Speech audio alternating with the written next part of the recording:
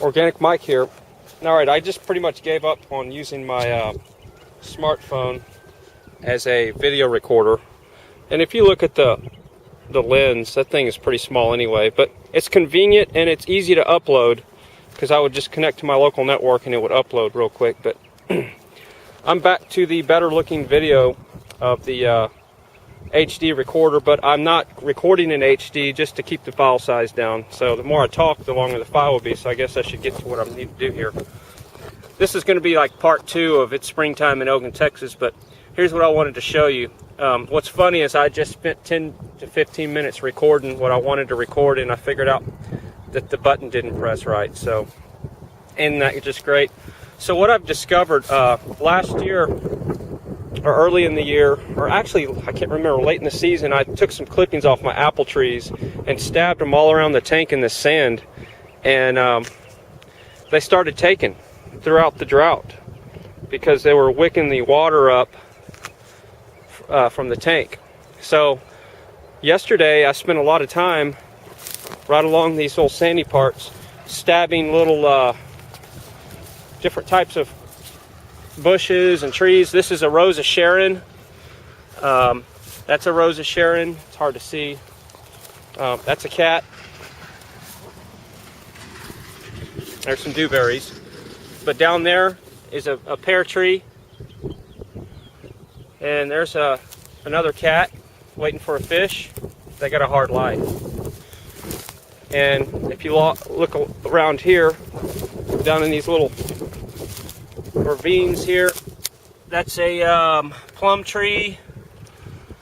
And there's an orange tree. I'm just trimming my trees, and when I trim them, instead of throwing them away, I'm going to stab them in the sand and see what takes. What do I have to lose, right? This looks like a plum, and that's orange. Satsumi orange, I think I said that right. There's another plum. That's a pear. And I know I have these close together, but, I don't think they're going to take. So whatever takes, that's probably going to be a lot further apart because I don't think they're all going to take. But if they do, great. That's a pear. It's a little windy out here. There's a pear. There's another one. Now this pear, I did this one yesterday with just like these other ones over here. And it looks pretty, alive. So I think that one's going to take. And you go along here, and this is a mulberry I got from Brad. This is another mulberry I got from Brad, and it looks like it's going to take. And I think I got these a week ago. I stabbed them in the wet ground up in the front yard, and I forgot about them.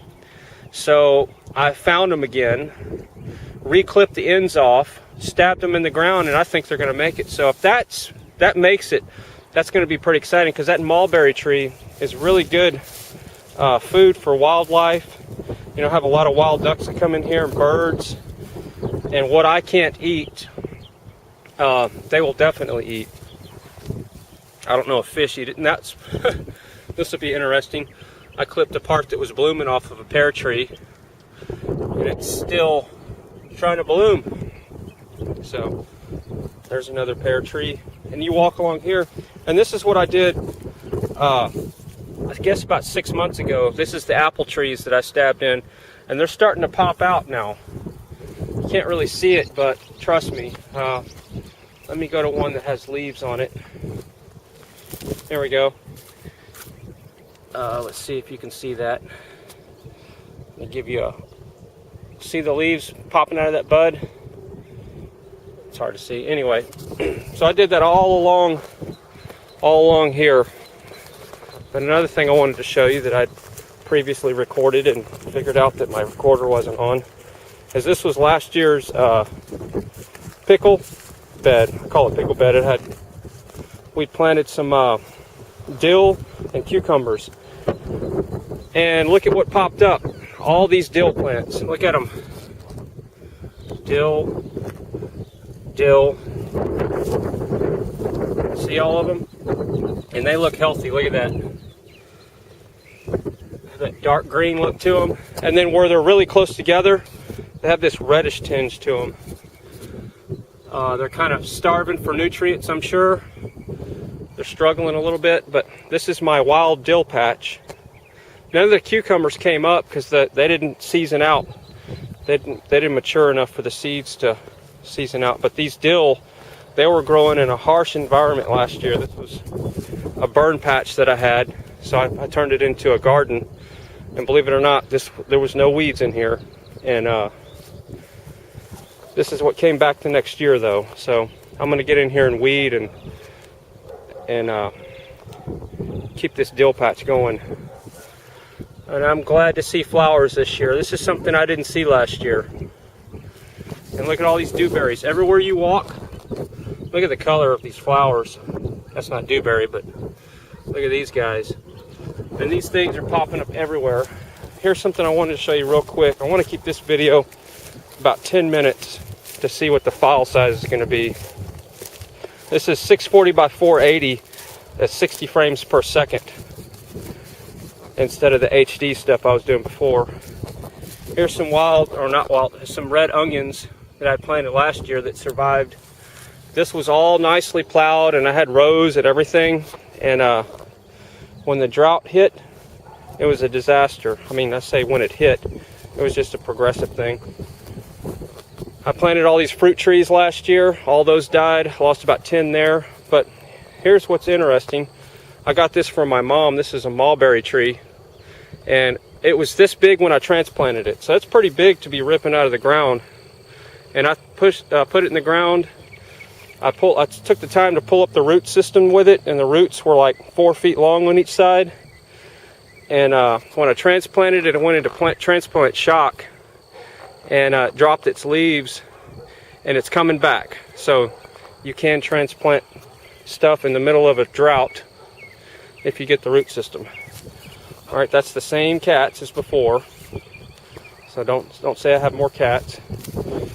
All right, everybody comments on how many cats I have in my videos. It's the same cats. They follow me around. This is a smaller mulberry tree that I transplanted. It's doing well. This is what I really wanted to show you. This is something that Kim got me off the internet here. This is a Chinese strawberry tree. And it survived the drought, and it survived the abuse of me not weeding around it. Look at the leaves.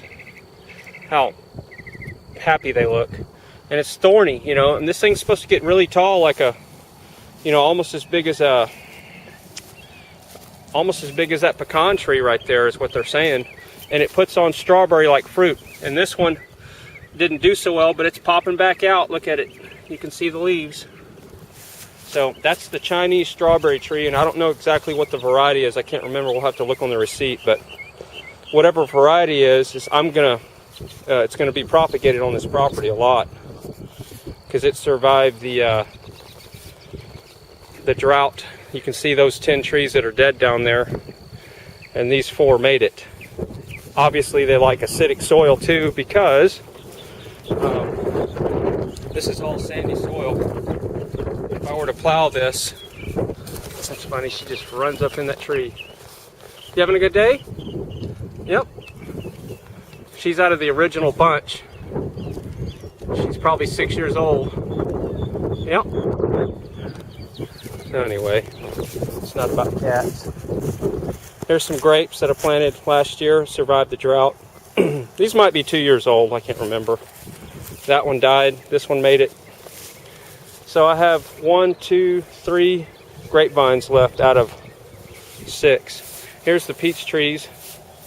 They're putting on peaches. There's the plum tree. This is what I wanted to show you real quick. Looks like I'm going over 10 minutes. This is a plum tree I got from Bloomers here in Elgin. And it's blooming.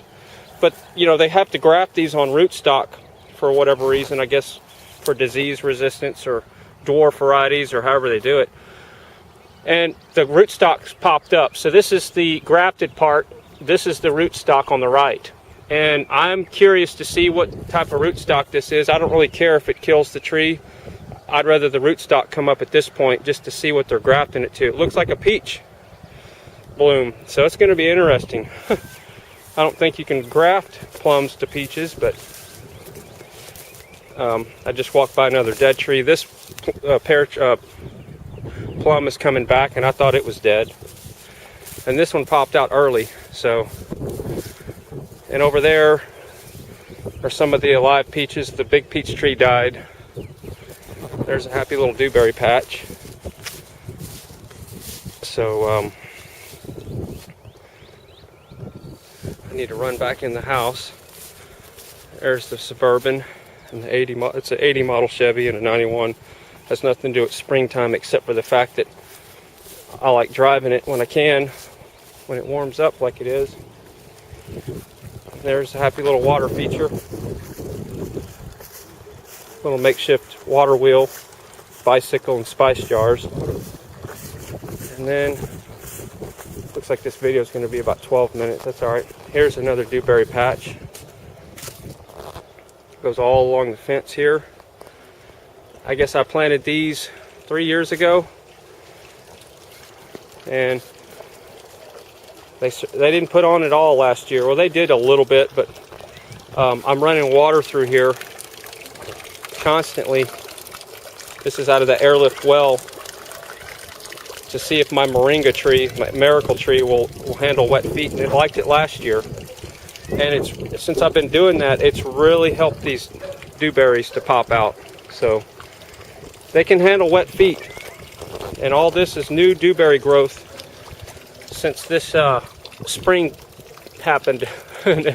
It's been warm for the last couple of, I say 3 or 4 weeks. I think our last freeze was, I guess, a month ago.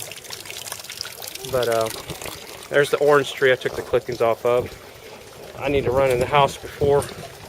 There's some more dewberries. And here's another water feature. Probably saw that one in the first video. And here is those beautiful smelling. This is some kind of shrub, bush that I planted from bloomers years ago. And the smell is unbelievable. Really unbelievable.